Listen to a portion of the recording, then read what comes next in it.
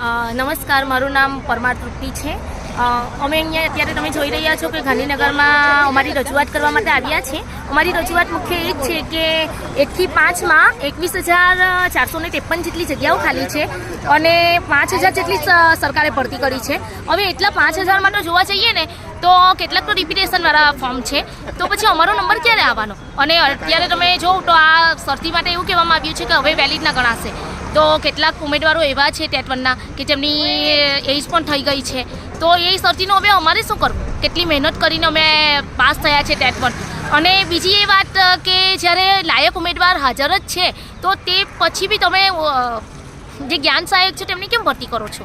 મારી સરકારશ્રીને નમ્ર વિનંતી છે કે તમે જગ્યા 21,000 જેટલી ખાલી છે તો તેમાં કાયમી શિક્ષકની ભરતી કરો અને અમને ન્યાય અપાવો. કારણ કે 6 થી 8 જુઓ, 9-10 જુઓ કે 11-12 જુઓ, એ બધા જ ધોરણોમાં અત્યાર સુધીમાં 2010થી લઈને 2024માં 25% જેટલી ભરતી કરવામાં આવી છે.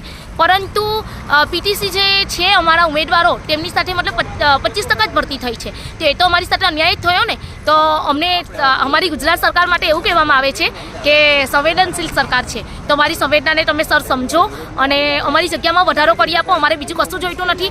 અમને શોખ ના થાય કે વારે વારે ગાંધીનગર આવીએ, રજૂઆત કરીએ, આવેદન આપીએ, ગલી ગલીઓમાં રેલીઓ કરવા માટે અમને કંઈ શોખ નથી થતો. અને આપણી લોકશાહી સરકાર જે છે તો આપણો પોતાનો હક છે બોલવાનો, તો એ રીતે અમે રજૂઆત કરવામાં આવી અને તમે જોઈ રહ્યા છો કે જેવી અમારી રજૂઆત પણ પૂરી નથી થતી અને અમને ડિટેન કરવામાં આવે. શાના માટે? અમે શું ગુનો કર્યો છે કે અમને ડિટેન કરવામાં આવે? મારી સરકારશ્રીને નમ્ર વિનંતી છે કે પ્લીઝ સર, અમારા માટે અમારી સંવેદનાને સમજીને, કેટલાય ઉમેદવારો એવા છે કે જેમની એજ થઈ જશે, એમની સરતી મતલબ કામ ના લાગે, તો અમારી સંવેદનાને સમજીને 1 થી 5માં જગ્યામાં વધારો કરી આપો. તમારો ખૂબ ખૂબ ધન્યવાદ.